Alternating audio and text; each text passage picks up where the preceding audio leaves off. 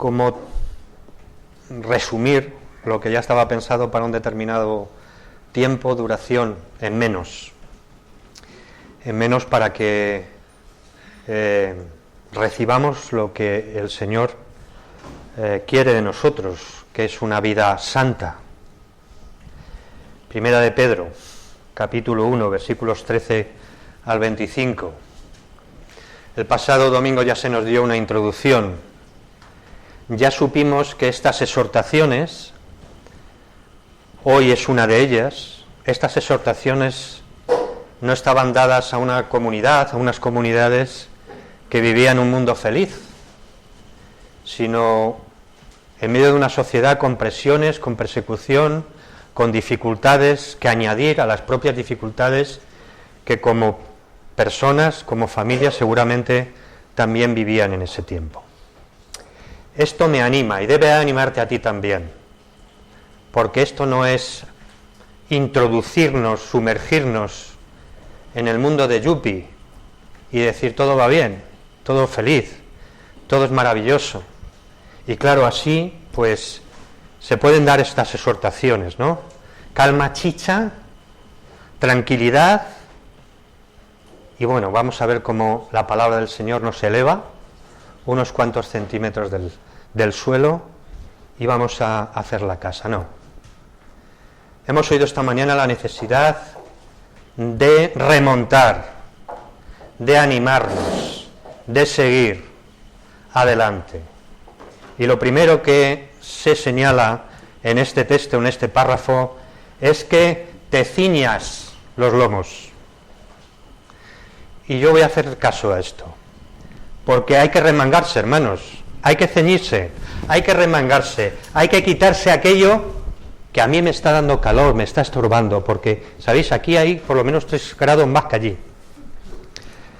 Así que es el momento de que te ciñas los lomos. Vamos a explicar qué es eso ahora, ¿no? Que te remangues, que trates de quitar todo aquello que pueda estar estorbando y le pidas al Señor que te dé algo en esta mañana, que salgas con algo que Él quiere darte especialmente para tu circunstancia, para tu situación. Así que si había profetas que habían estado deseando saber, si los ángeles incluso están como espectadores viendo lo que está ocurriendo en el transcurso del tiempo, nosotros somos privilegiados porque tenemos la revelación completa. Lo que tenemos que hacerla es nuestra y ser nobles para creer más y para que los demás también puedan creer. Dice así este texto, Primera de Pedro 1, 13 al 25. Por tanto, ceñid los lomos de vuestro entendimiento, sed sobrios y esperad por completo en la gracia que se os traerá cuando Jesucristo sea manifestado. Como hijos obedientes, no os conforméis a los deseos que antes teníais estando en vuestra ignorancia, sino así como aquel que os llamó es santo, sed también vosotros santos en toda vuestra manera de vivir, porque escrito está, sed santos porque yo soy santo. Si invocáis por Padre aquel que sin acepción de personas juzga según la obra de cada uno, conducíos en temor todo el tiempo de vuestra peregrinación, pues ya sabéis que fuisteis rescatados de vuestra vana manera de vivir, la cual recibisteis de vuestros padres, no con cosas corruptibles como oro o plata, sino con la sangre preciosa de Cristo, como de un cordero, sin mancha y sin contaminación. Él estaba destinado desde antes de la fundación del mundo, pero ha sido manifestado en los últimos tiempos por amor de vosotros. Por medio de él creéis en Dios, quien lo resucitó de los muertos y le ha dado gloria para que vuestra fe y esperanza sean en Dios. Al obedecer a la verdad mediante el Espíritu, habéis purificado vuestras almas para el amor fraternal no fingido. Amaos unos a otros entrañablemente, de corazón puro, pues habéis renacido, no de simiente corruptible, sino de incorruptible, por la palabra de Dios, que vive y permanece para siempre. porque toda carne es como hierba, y toda la gloria del hombre como flor de la hierba. La hierba se seca y la flor se cae, mas la palabra del Señor permanece para siempre. Y esta es la palabra que por el Evangelio os ha sido anunciada. Ceñid los lomos, preparad la mente para actuar, que nada estorbe vuestra mente cuando la pongáis a actuar, porque la vais a tener que poner en funcionamiento. Ese estado consciente de nuestra relación con Dios, la mente, ser consciente de que tenemos esa intimidad, esa comunión con Dios, y la mente es lo primero que funciona. Por eso tenemos que ponerla, tenemos que prepararla, tenemos que procurar que no tenga estorbo, que no haya impedimentos, para que podamos estorbar, con el objetivo de servir al Señor. Sed sobrios también, arremangaos, poneos en disposición, en posición de correr, y que no haya nada que os estorbe. Pues también sed sobrios, tened dominio propio, y Pedro 3 veces exhorta en esta carta a tener dominio propio, lo cual quiere decir que esto es un asunto importante y necesario para tener una mente clara, un juicio sano. ¿Para qué? ¿Para qué? Versículo 1. Estamos esperando al Señor, para cuando venga el Señor. Esa es nuestra esperanza.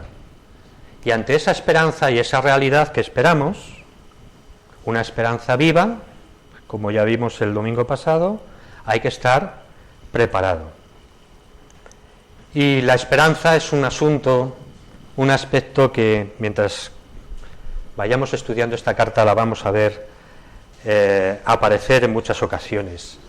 El lema, el título, el resumen que Raúl nos ofreció el domingo pasado de esta epístola, si recordáis, es: el sufrimiento tiene sentido y la esperanza es posible en base a la obra de nuestro Señor Jesucristo. Así que preparémonos para esto.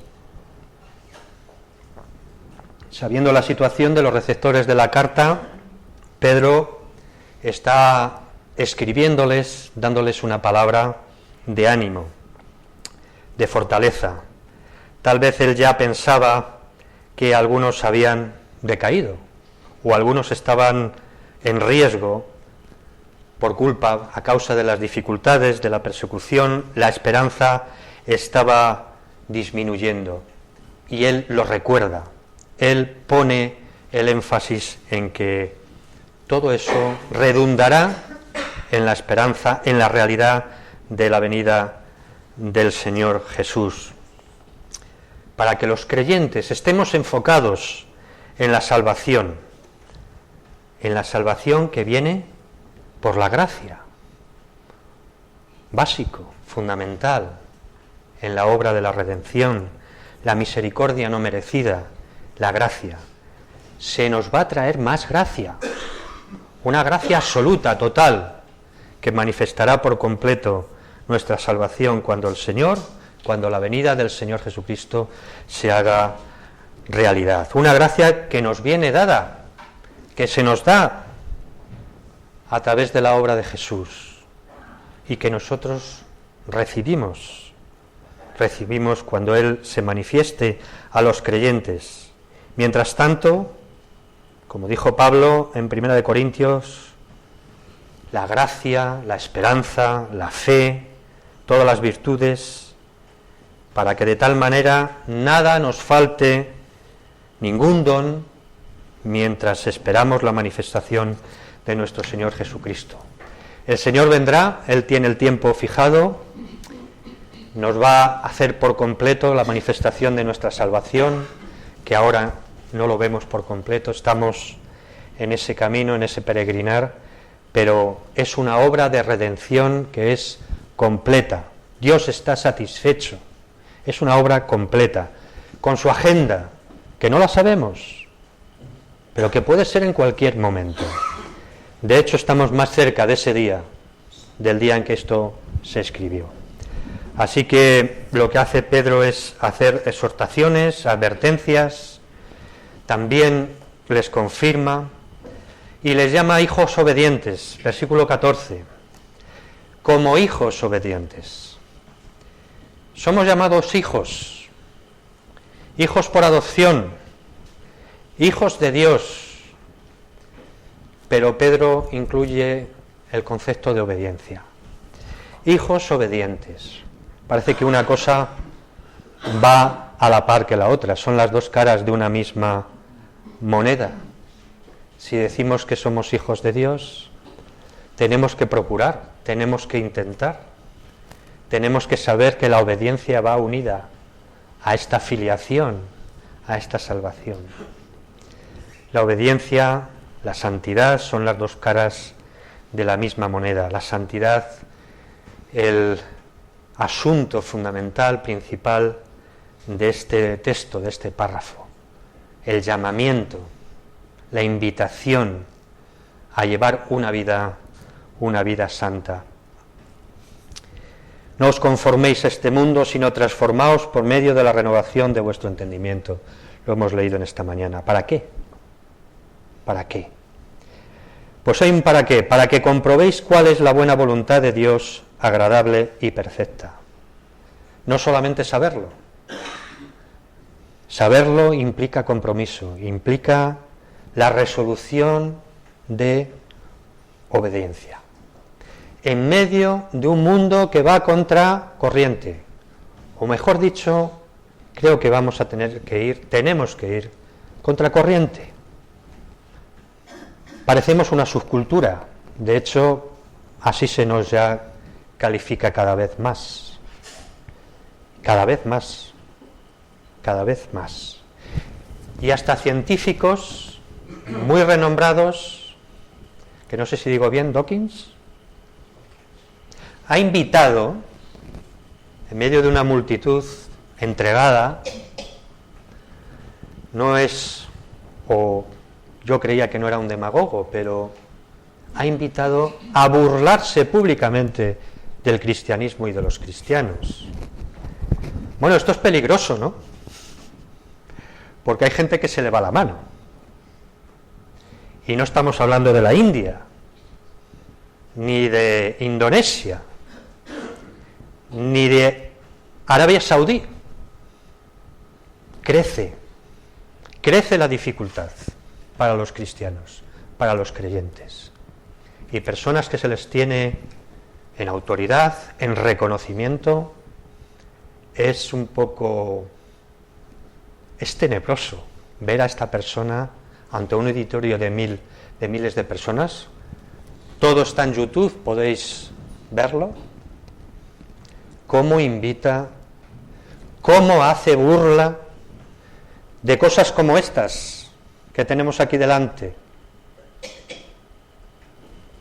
Invita a su público a burlarse de los cristianos, y no solamente en los ámbitos académicos, que pueda haber un diálogo, una tertulia, algo que puede ser muy interesante. Bien, eso es el mundo en el que estaban los receptores de esta primera carta de Pedro, y también sentimos que puede ser nuestro entorno. Pero siempre ha habido un estilo de vida en el mundo, en la sociedad, porque hay quien la controla, y es el enemigo de nuestras almas, el enemigo del pueblo de Dios, de nuestras vidas también. Y es un estilo de vida con el que tenemos que ir contracorriente, y a eso se nos llama, a no conformarnos, a renovar nuestro entendimiento para que produzca efectos transformadores en nuestra vida y en nuestro entorno. Y esto es una enseñanza, como sabéis, que corre por todas las epístolas, por todo el Nuevo Testamento. Y Pedro se acuerda de su trasfondo. Dice que habían sido paganos, habían vivido en ignorancia, habían estado inmersos en esa forma de vivir, no solamente socialmente, sino familiarmente. Es algo que habían recibido por herencia, por cultura, por educación. Habían tenido realmente entenebrecido el entendimiento, que eso es algo más que ignorancia de un asunto, de una materia, es tener realmente entenebrecido el entendimiento, estar ajenos a la vida que Dios quiere mostrar. Había dureza, o en este caso había habido dureza de corazón. Habían desconocido lo que Dios quería, la ley moral de Dios, y por eso estaban gobernados por los malos deseos de nuestra naturaleza caída, que todavía tenemos que bregar, luchar con ellos. Esto no ha acabado en el momento de que hemos sentido el perdón profundo de Dios y la nueva filiación en Jesús. Había malos deseos, así que, por una parte, algo negativo: no os conforméis, no os adecuéis, que no os asimilen, manteneos. Pero por otra parte, algo positivo: sed santos. Siempre hay una alternativa en la palabra, ¿verdad? No nos deja en el vacío.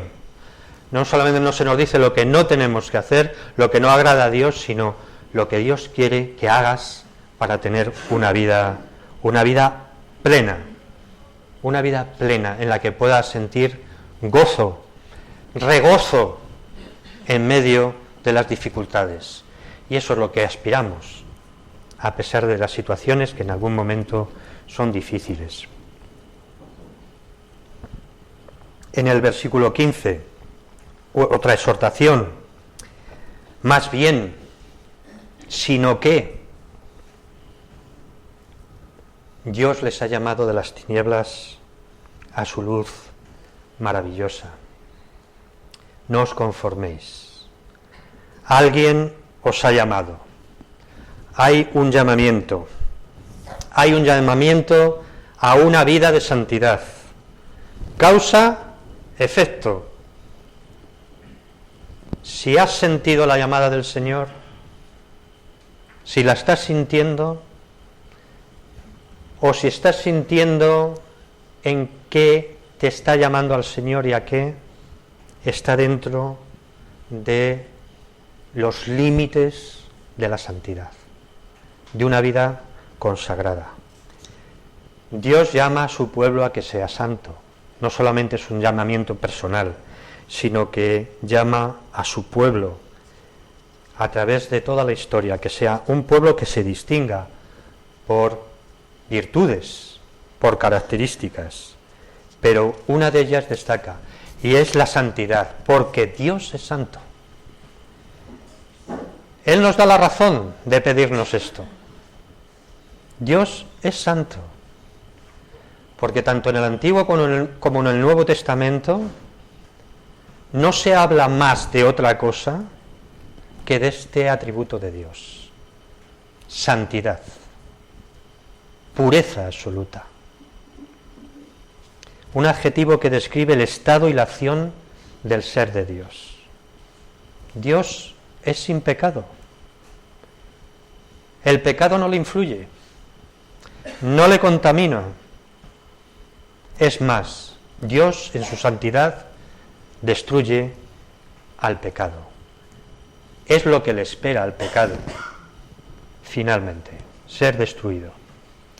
Así que Dios está llamándonos a ser un pueblo que sale en medio de una sociedad no muy amigable, para que sea santo, para que seamos santos en nuestra manera de pensar, de hacer, imitadores de Dios en cuanto a la santidad.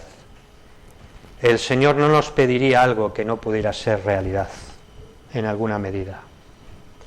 Jesús dijo: sed pues santos, sed perfectos. ¿Como quién? Como vuestro Padre que está en los cielos lo es perfectos. También sed misericordiosos, porque Dios es misericordioso.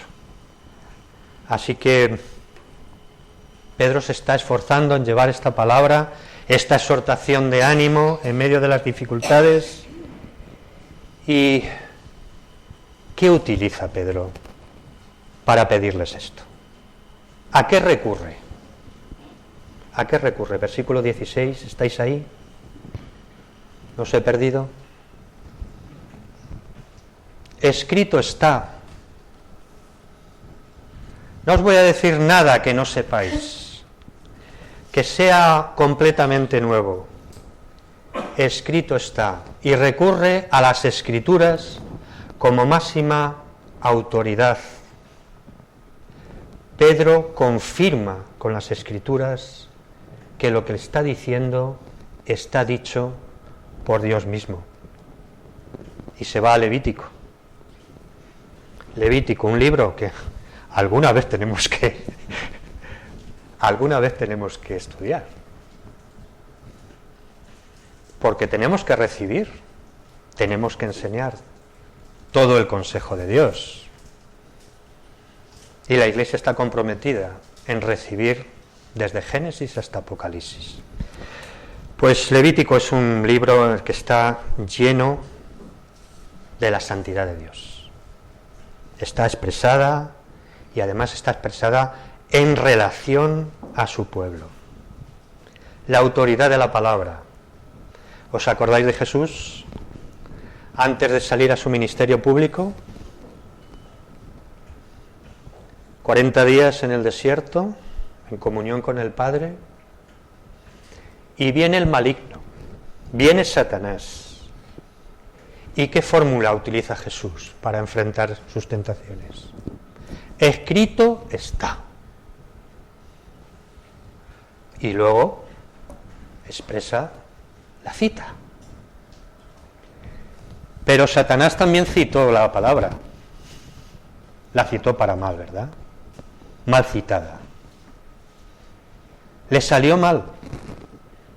Le salió mal no solamente porque la citó mal, porque la quiso manipular, utilizar para sus intereses,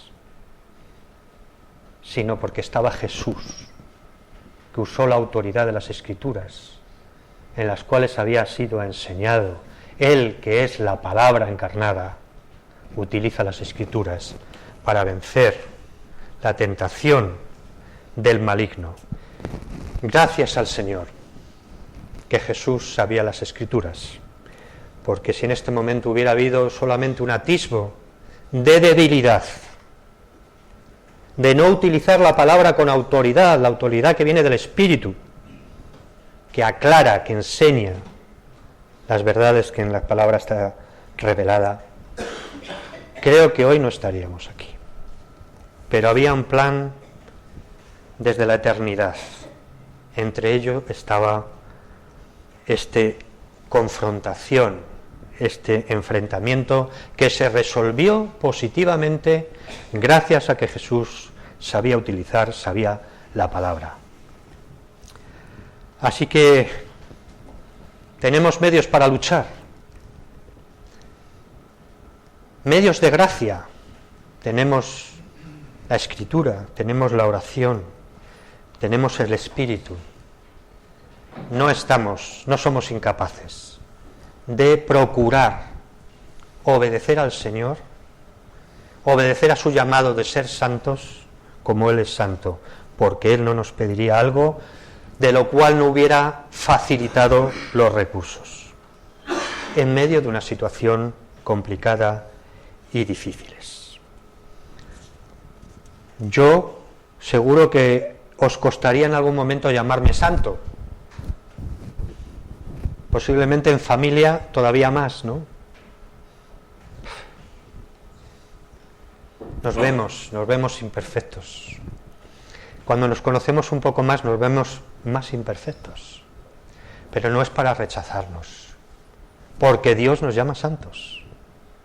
Nos llama pueblo santo, un pueblo santificado, un pueblo con un llamamiento. Y Pedro sigue exhortando, aconsejando a sus lectores, en el versículo 17, un versículo que sirve de introducción a los que van después, versículos 18-21. Está enseñándoles acerca del modo en que debieran vivir para avanzar en este llamamiento como pueblo de Dios santo. Y puesto que invocáis a Dios como Padre, esta mañana lo hemos hecho. Reconocemos esta relación. Hemos sido hechos hijos de Dios, adoptados por el Padre, a través de la fe en Jesucristo. Y alabamos y adoramos a Dios el Padre. Pero el Padre es juez. No sé si esto ya cambia un poco la visión. Un padre, un juez, con su toga negra, serio, respeto, silencio en la sala. Pero si invocamos a Dios como Padre, le tenemos que reconocer también como juez. Un juez que juzga imparcialmente. Para él no hay favoritismos, no favorece a nadie, del rico frente al pobre, del esclavo frente al patrón. Nuevas formas de esclavitud estamos viendo en nuestra sociedad. Él no hace favoritismos.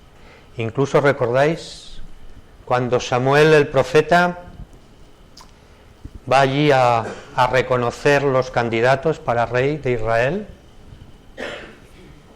y va apartando y ve a alguien que le llama la atención, su rostro, seguramente su porte, sus gestos, su guapura. Y Dios le dice, no te fijes en las apariencias, no juzgues de esa manera, porque yo no lo hago. Pero Dios juzga, y nos juzga continuamente. Él sabe lo que hacemos y lo que no hacemos. Y también tenemos que tener esta realidad presente, que nos estamos encontrando con el Padre, pero que es un juez imparcial, que sabe todo y al cual no le podemos engañar, porque Él no mira las apariencias. Él tiene mucha más proyección, va más lejos, porque llega hasta lo más profundo de nuestra mente, que va al corazón. Así que la idea es ser conscientes de que estamos siempre en la presencia de Dios, el Padre, pero Él está juzgando lo que hace. Y juzga a todo el mundo, anota todo lo que está pasando. Y un día juzgará todo, absolutamente todo. Esto es un mensaje que también debemos de dar. Dios va a juzgar todo a todos durante todo el tiempo. Todo se desplegará, porque es un juez justo. Y que veamos en la palabra, Dios da gracia, da oportunidad, da tiempo, pero no va a dar una amnistía total al final. No se nos olvide también esta faceta, este aspecto, cuando predicamos el Evangelio. El Evangelio es la buena noticia a un mundo, a una humanidad que ya está perdida y que Dios ha venido a recuperar, a llevarse consigo. Jesús decía, no quiero que ninguno se pierda. Hay un temor, la versión que hemos leído lo deja en un temor, hay otras versiones que habla de un temor reverente, que algunas veces lo hemos comentado, no es un miedo paralizante, sino es una actitud de respeto, una actitud de reverencia. Vamos, que si a un padre o un humano se ha demostrado el fracaso de ciertas escuelas pedagógicas, de que un padre es un padre, que no es un colegui, pues ya os dejo a vuestra imaginación a veces lo que vemos o estamos tentados a hacer con la relación de nuestro Padre Celestial. Así que un temor reverente. Entender bien esta idea no es miedo, es respeto. Dios ha querido que vivamos como extranjeros, como peregrinos. En todo este texto que hemos leído se nota el peregrinaje, se nota la idea de la historia del éxodo, de la historia de Israel. Nuestra ciudadanía está en los cielos, de allí esperamos que venga el Salvador. Somos unos extranjeros en un mundo, pero también sabemos que mientras estamos aquí tenemos una relación entre este Dios inmenso, inconmensurable, incomprensible, pero cercano en Jesucristo. Un Dios al cual, con nuestra conducta diaria, deberemos tratar de agradarle con un respeto reverente. ¿O es que acaso no lo tenemos a nuestros mayores, o a nuestros jefes, o a nuestras autoridades? Algunos todavía nos siguen poniendo ciertos uniformes, ¿verdad? Cuando lo vemos, ¿qué hemos hecho? Y levantamos las manos, no hemos hecho nada. Un respeto reverente, que no tiene nada que ver con nuestras expresiones, en lo privado o en lo público, en lo comunitario, si es que son dirigidas por el Señor, con las cuales expresamos una mayor cercanía o comunicación. Versículo 17. Entonces, dentro de 15 días, en la voluntad del Señor, estaremos aquí. Estaremos como los de Berea, habiendo escudriñado, habiendo investigado, habiendo dicho, la palabra tiene mucho más que decirme, que decirnos, que lo que yo pensaba. Yo necesito la palabra revelada, la palabra preservada. Tengo a Dios como Padre, voy a vivir en santidad. Formo parte de un pueblo al que estoy llamado a amar. Ya veremos cómo, de forma entrañable, de forma profunda, no con simple simpatía. No estamos llamados, hermanos, esto es un adelanto, pero como vamos a tener un retiro en el que vamos a tener la oportunidad de estar más cerca, no estamos llamados como iglesia a tenernos simpatía los unos a los otros. Y tratará al que le toque cuando llegue a este verso. No estamos llamados a sernos simpáticos, a tenernos simpatía, tener buenos modales, educación. No solamente eso. Vamos a ver qué tipo de amor, qué tipo de relación estamos llamados a desarrollar en la comunidad para testimonio de los de fuera. Que el Señor nos ayude, que ponga inquietud, que ponga carga, que aun en esos momentos que no tenemos ganas, que estamos desanimados, el Señor está esperándonos a que se lo digamos. Señor, no te siento, no sé dónde estás, no sé lo que quieres, pero sé que estás ahí, que eres una realidad eterna, que has metido la cuña en la historia, que te has metido. Quiero que te metas en mi historia, que la cambies, que me transformes, que me hagas santo, que hagas santo a los demás, para que podamos, ¿qué? Dar testimonio, publicar las virtudes de aquel que lo dio y que lo pide todo. Que el Señor nos ayude en esta semana, que sea diferente. Eso es mi deseo, creo que es el deseo de la palabra de Dios. Vamos a orar para terminar. Señor, y te pedimos que como está escrito y está comunicado y el Espíritu nos lo recuerda, tú lo grabes en nuestra mente. Señor, queremos tener una mente lo suficientemente despejada lista, clara, para recibir tu palabra, para que vaya a nuestro corazón, allí donde nosotros no podemos ni ver, pero allí donde tiene que crecer y del interior expresar las buenas obras, estar en las buenas obras que tú has determinado desde siempre para que andemos en ellas. Te pedimos que quedes con cada uno, dándoles consuelo, provisión, ánimo, salud, sea lo que sea que necesitemos, en la medida que estemos necesitándolo. Señor, gracias por estar delante, gracias por Jesús, que abre camino, que está exaltado, glorificado, nuestro sumo sacerdote, auxiliándonos en la tribulación.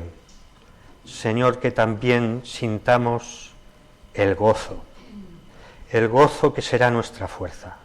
En ello nos confiamos y lo hacemos en el nombre de Jesús. Amén.